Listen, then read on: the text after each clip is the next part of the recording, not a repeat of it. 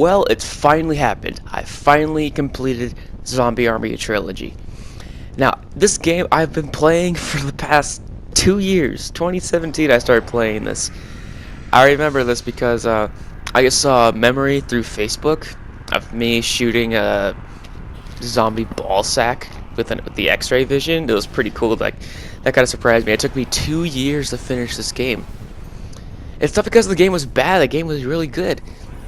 I think the main problem for me personally, every mission was really, really long.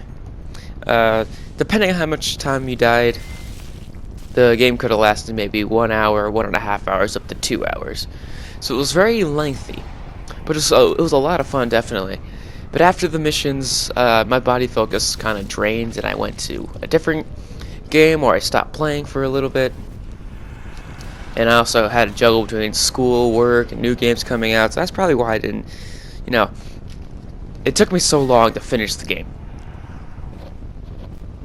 Now, I did do some of the levels on my channel before. I'll put a link in the description below to the playlist about them. Yeah, those videos are kind of long, a little boring because, I'm not the best at commentary, and sometimes you couldn't even hear me because, murdering the zombies, takes a lot of energy and takes a lot of, sounds from the video, if you know what I mean. So, unlike Call of Duty, Zombie Army Trilogy actually does have a real campaign and a real story to it. I didn't realize that there was really a story to the game, mainly because, nothing was really, just like shoved in your face about it. There's like no really any good cutscenes. There's no speech, no dialogue, really.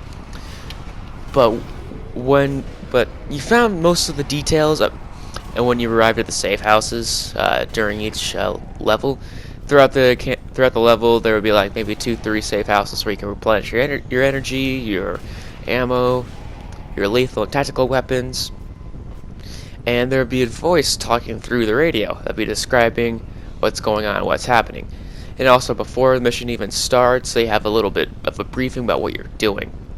So I knew what I was doing, but I really didn't know the story behind it. Obviously, Hitler has a zombie apocalypse, he's taking over the world, you gotta stop him. There you go. But there's a lot more details hidden in the radio talk. So I really didn't listen to it because, I wasn't really paying attention to it until I noticed about halfway through the game that there's actually details in that. Like, oh, that makes sense, but I decided not to bother listening to it because, I already missed a lot of details. I just finished the game, and when I go back to play it again, I'll definitely go ahead and listen to it because I'm a story junkie. Okay, moving on with the campaign. The campaign can either be played solo or up to 4 players. Me personally, I don't have a lot of friends who have the same games as I do, so I played solo. And it was definitely very challenging. It definitely would have been easier with a friend, but if you play solo, it brings another extra challenge to you. You can't rely on someone else to help you. It's all on you. You have to strategize your moves, the weapons you use, who you kill first, stuff like that. So that's why I enjoy playing solo, not with friends. But certain levels you definitely would want to play with a friend because those were a pain in the ass. Hell, I died so many times sometimes, it was just bad. I'll start getting frustrated. Speaking of frustration, the final mission is a royal pain in the ass. You can definitely beat it solo. I beat it solo. It took me maybe about a dozen times. But I highly recommend playing with a friend and for this one because it'll save you time and aggravation. It's just a royal pain in the ass. Hitler is wow, he was definitely difficult to beat, I'll tell you that much. In World War II and in this game. And I also mentioned there's cutscenes throughout the game. The cutscenes don't have any dialogue. All they just have is motions of the 4 main characters. It's so funny. Okay, so the cutscenes show the 4 main characters. For me, they're showing the 4 guys and not the 4 girls. And cutscenes, they'd show all 4 of them running through, killing or discovering something. But in the real mission, it was just one person doing it all. It was kind of funny, but really awkward. I don't know why, but yeah, I find it kind of funny, but also kind of, awkward. Like, it doesn't really tell you anything in terms of motion, just quiet motion cutscenes. That's pretty much it. Yeah. So that's pretty much it for details for the campaign. Okay, so just a couple seconds ago, I did mention 4 girls and 4 guys.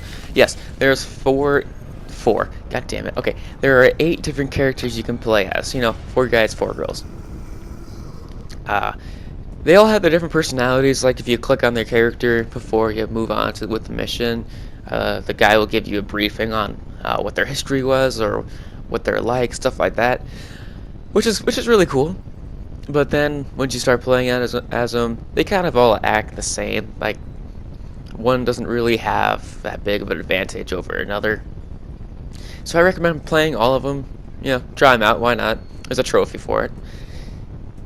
I didn't play as everyone. I played as all 4 guys and like 1 girl.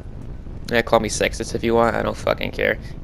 Guys are better at killing zombies anyway. Ooh, I said it. There you go. Okay. Anyway.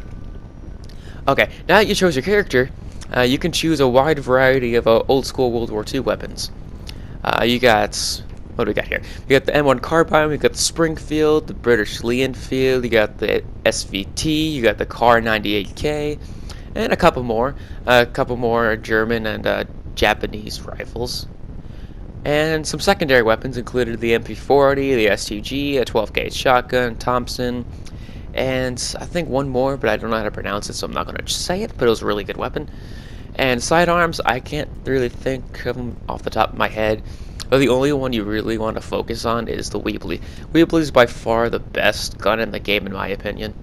Yes, it's a pistol, yes, it's a revolver, and yes, it's going to have 6 shots in one clip, but it really packed a punch. As long as you can keep ammo for it, it's usually a one-hit KO. Aim for the head, it'll blow their head right off. With some rifles and submachine guns, it'll still be alive, but with the Weebly, one-hit KO.